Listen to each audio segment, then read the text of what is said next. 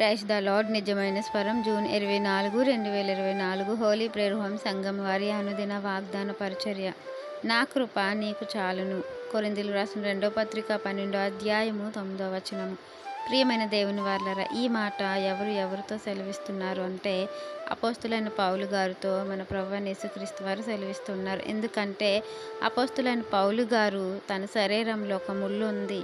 అది హెచ్చించకుండా తన ప్రత్యక్షతలో అత్యధికముగా హెచ్చిపోకుండా అపవాది దూతల తన శరీరంలో ఆ ముళ్ళు ఉందని, ఆ ముళ్ళును ప్రభువైన యేసుక్రీస్తు వారిని తొలగించమని చెప్తున్నప్పుడు మన ప్రభువైన యేసుక్రీస్తు వారు ఆయనతో అంటున్నమాట, నా కృప నీకు చాలును, బలహీనత యందు నా శక్తి పరిపూర్ణమగుచున్నదని ఆయన అపోస్తులైన పౌలు గారితో చెప్తున్నారు.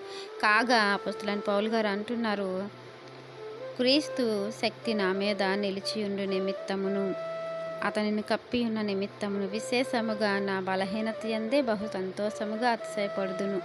నేనెప్పుడు బలహీనుడినో అప్పుడే బలవంతుడిని అని చెప్పుకుంటున్నారనమాట. ఎందుకంటే మన ప్రభువైన యేసుక్రీస్తు వారు అంతకంతకు బలవంతులు గనుక మనలో ఉండే ఒక బలహీనత వలన మనము మన ఆత్మీయ స్థితిలోనూ వాక్యం విషయంలోనూ పడిపోకుండా ఉండటానికి, ఎప్పుడు కూడా ఆ బలహీనత వలనే మనం బలము నొందుకోవడానికి మన దేవుడు మన జీవితంలో ఏదో ఒక లోటు పెడతారు, ఏదో ఒక ముళ్ళు నుంచుతారు, ఏదో ఒక శోధన నుంచుతారు, ఏదో ఒక శ్రమను ఉంచుతారు.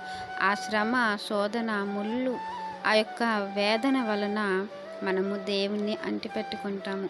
విస్తారమైన కృప మన మీద కుమ్మరింపబడి ఉండగా మనము ఈ లోకం విషయంలో ఏదో ఒక చిన్న బలహీనతను తీసివేయమని అడుగుట న్యాయం కాదు. కనుక మన ప్రభువైన యేసుక్రీస్తు వారు అంటున్న మాట ఏంటంటే, నా కృప మీకు చాలు, నా కృప కంటే గొప్పది ఏదీ లేదు గనుక ఆ కృపనే మీ మీద విస్తారంగా కుమ్మరిస్తున్నాను, అది శాశ్వతంగా మీకు ఇస్తున్నాను గనుక దాని నిమిత్తం మీరు ఆలోచించండి. కనుక ఇటువంటి చిన్న చిన్న విషయాలకే మనము తొట్టిల్లిపోయేవారుగా ఉండకూడదని ఈ వాగ్దానం మనందరి జీవితంలో దేవుడు ఫలింపజేయాలని ఆశపడుతున్నవారు దైవజనులు బ్రదర్ పి నెహెమ్యా గారు. God bless you. ఆమెన్.